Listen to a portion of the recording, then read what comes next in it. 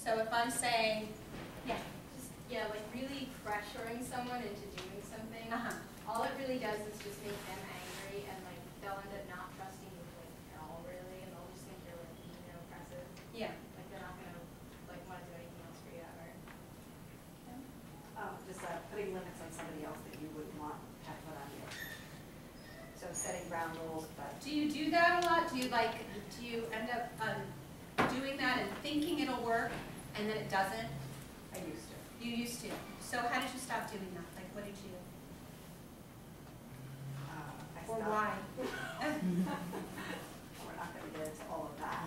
No, I don't mean the minutia of the whole thing, but I just, what prompted you to decide to stop doing that? Like, what told you it wasn't working? It didn't work. You realized it wasn't working. Yeah. Okay. Carla? Yeah. I kind of a similar situation. I think I grew up with it in my home. That's my next thing. It's in your family of origin. Yeah. Where do you think you have leverage? Right. Okay. Is it really leverage? And then, where could you have it differently? So that was my next. Well, no, because I think because I saw it so much with my mother and my father. Saw what? Saw the trying to gain the negative leverage, like getting louder and more demanding, and just believing that you being angry and strong is going to get you where you want. I saw it in growing up, and I think I brought it into my marriage, and it went down an ugly road. It was definitely a low point. Did you think it was working while you were doing it? No, we were going farther and farther. But you kept apart. doing it. So that's what my question is, like, how does that thought process work? Well, so I think I kind of... It wasn't working. It wasn't working. Our marriage was growing farther apart. Open discussions about whether love existed made it more real. And... but what shifted? Why did you stop? Well, I think the seriousness of the situation made me turn around and look in the mirror and say, I've got to change something. So you realized you had a part in it getting that to that serious well, I'm not going to say just me. Ah! But was it a piece of it? Absolutely. I mean, it definitely had to be kind of like a whole self-study. I kind of had to get deep into a lot of different Can anyone think of another place where they just realized that maybe it isn't leverage, but they thought it was? Did anyone just have a realization or a thought about? Just a little explanation, because after she said something, it triggered something for me to remember. Those boundaries, I guess it depends where it comes from. Like if it comes from a place of vindictiveness or fear, being mean or fear, then it just didn't work.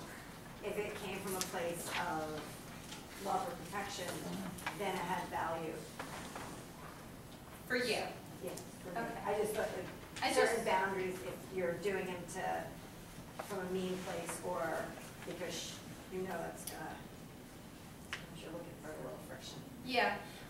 My point that I wanted to make was I think that we are we're misunderstanding. We think it's working and it isn't. Like we think that's where our leverage is, but that isn't really where it is.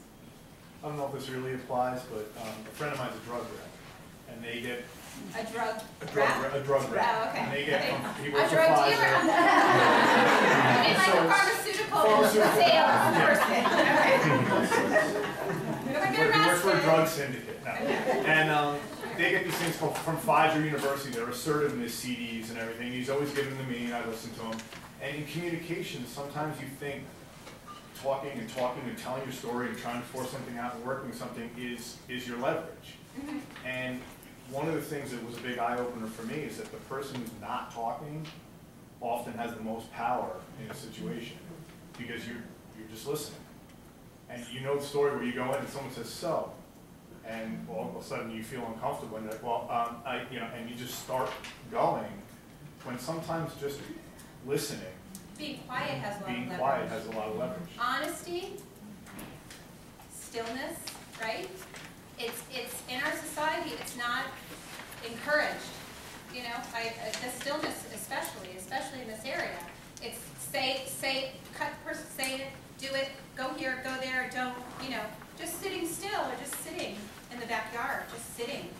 right? Or sitting with a friend. Acceptance is great leverage. I find that in my relationships. I've had issues with my husband for 31 years. So in your romantic relationship, You know what? He's not going to change. I have to accept. You have to love the person for the whole person and accept who they are and pick their backs.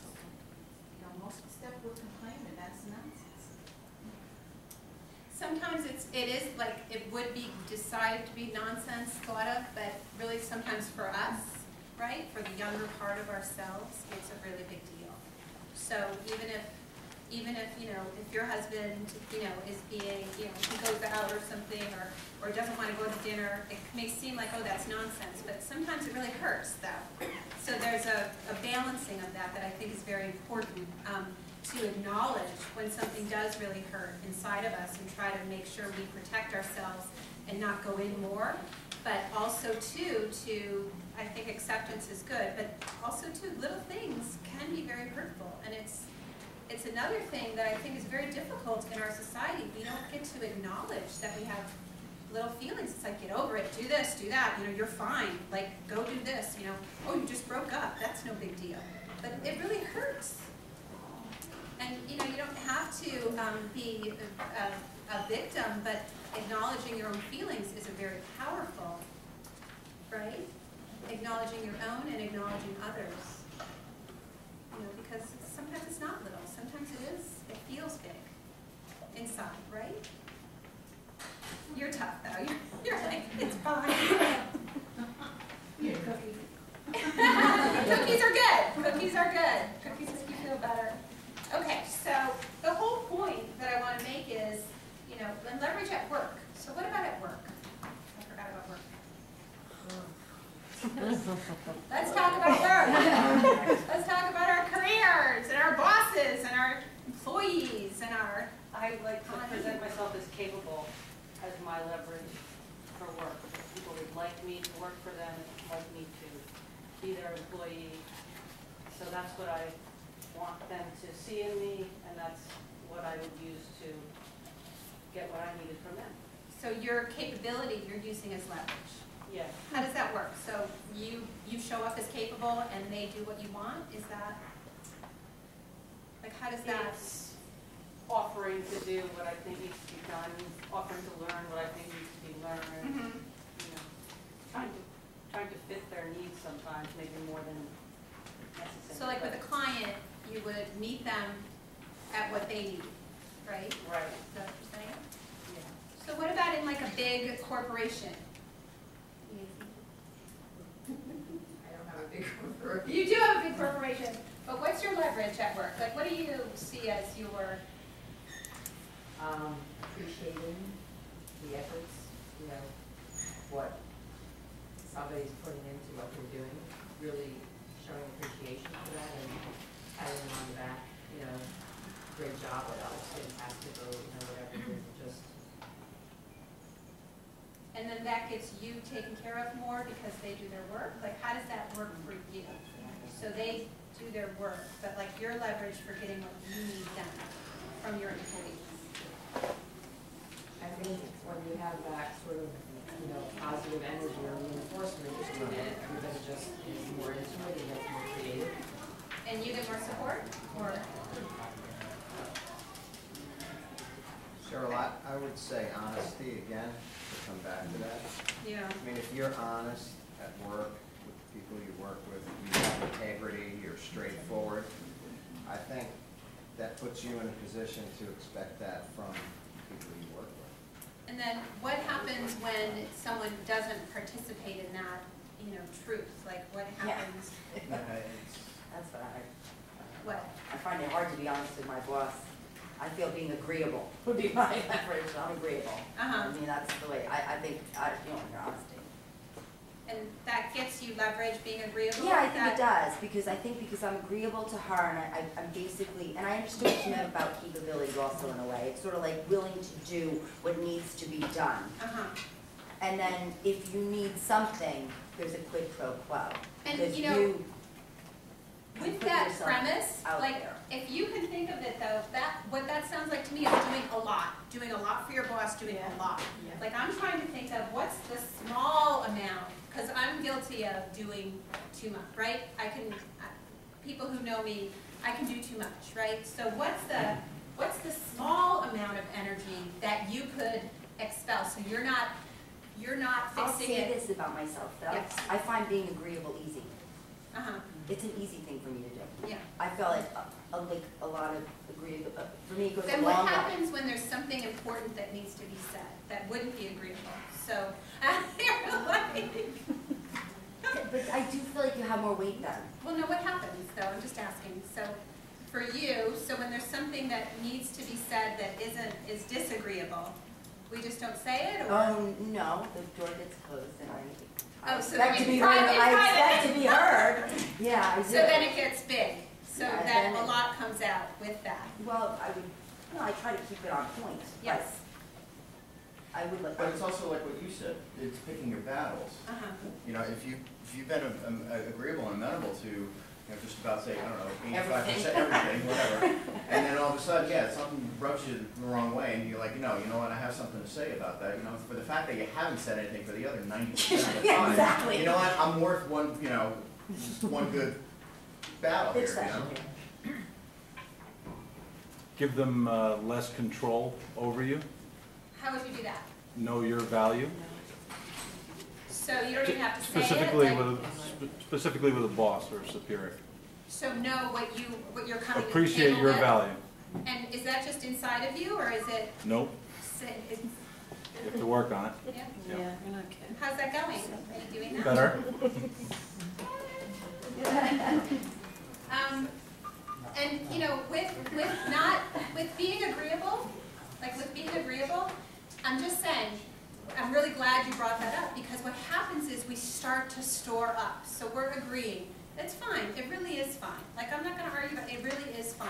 But there are little pieces that may need to be said, but they get stored. That is stored. true. So then we get to the point where something is not okay. It's past the limit. It's probably something extreme. And then empty, right? It's just an explosion. That is true. So, and I think that takes away from leverage. I think you lose. You're probably right. And I'm not saying, I'm glad you brought it up, because I would guess there are a lot of people in the room that have the same, that are saying, oh, you know, you're not the only I one hear in what here. you're Like, does saying. anybody else have that? Right? Yes. I'll tell you what I think. Easiest way to operate. I'm an employer. And I have people working for me. Yes. I treat them better than anyone else would treat them in the industry, in the investment business. Okay. I pay them better than anyone else does. They have every holiday off, and they're basically their own bosses. I've been happy for many, many years. I don't worry about anything. Now, there are exceptions. Once in a while, you will come across a dud, and it's happened to me. A dead employee? Yes, where one particular girl took advantage of me and took money and whatnot. Okay. But you know something? I just dismiss it. I let her go, and that's it. But the other 95%, 99% of the people, they're very happy. So it's very little energy from me. I have a lot of leverage over Well, it. you have a leverage because you're the boss, right? So That's we're right. starting off with But a I'm big giving base. them more than they could get anywhere else, so they know that if they slip up once, they're gone. Yeah, And they have a lot to lose. They have a lot to lose. because they're getting a lot. But you're Yeah. giving them respect. Maybe the greatest. That How many sounds like openings? They're graded, that's right. If they lost me, No, maybe the greatest thing they could possibly do is to lose you. why? Because if they're under a fear tactic or pressurization where, like you're the only game in town, I am. change the channel. No, but I Yeah. am the only game.